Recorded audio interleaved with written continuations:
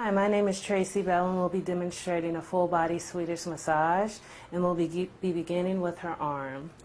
Now, you want to add just a little bit of oil because the arm is not that big of an area, and you don't want to be sliding all up and down your friend's arm. So you just apply the oil nice and evenly. You never want to squirt the oil directly on the person's body because it's just not cute. It's not comfortable. And you want to bring the oil all the way down to your friend's hand.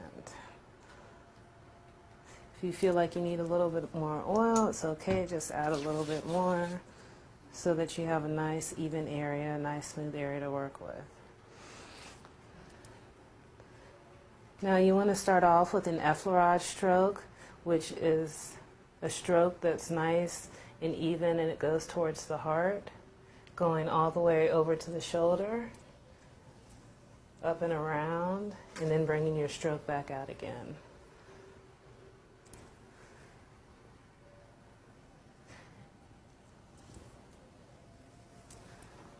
You can even bend the arm and do muscle stripping, which is just taking your thumb all along the length of the muscle,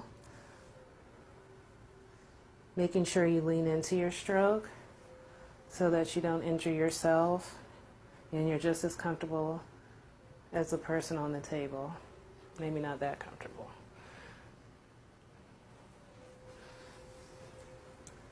As you're working with the arm, like I said, you want to make sure your strokes are nice and even, and the pressure that you use down at the wrist, you can follow it through all the way to the top of the shoulder.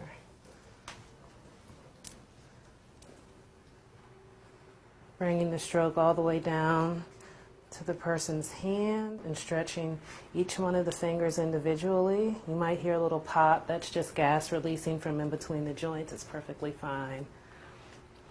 Again, taking the stroke all the way up over the shoulder, being very careful on the brachial area, making sure that you don't add a lot of pressure here because of the arteries going through that area as well. So after you've done a few effleurage strokes, which are broadening strokes towards the heart to increase circulation, you can do little tiny petrissage or kneading strokes on the small of the arm. And if your hands are big like mine and you feel like you're not really getting into the muscle the way you want to, you can go back and do muscle stripping all along the length of the muscle, making sure that your pressure is okay throughout the massage.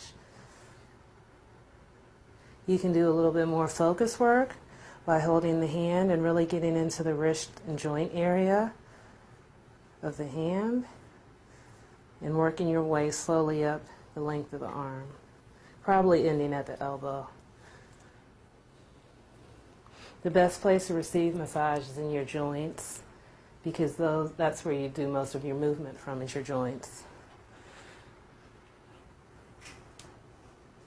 Being very gentle, you go into the palm, starting off with a softer pressure, and then getting just a little bit deeper so you can work those fingers, because most of us are sitting at computers all day, and these muscles in our hands tend to get tight. You can do small circular strokes in the hand, working your way from the bottom of the palm up to the base of the fingers, and then going down again, and redoing that same process in between each of the fingers. Then you can end it off by stretching out each one of the digits individually, not pulling too hard because you don't want to cause a lot of pressure in between the wrist and the hand with the muscles pulling apart. Okay, you can end it with a few effleurage strokes towards the heart, rounding it off at the shoulder, letting your fingers contour on the person's body, making sure that your back remains straight so that you don't have any lower back problems at the end of your massage. Making sure that your fingers are nice and relaxed. The pressure, of course, is coming from the palm of my hand, so I don't really need to have a vice grip on her arm. I just naturally allow my fingers to mold and contour with her body.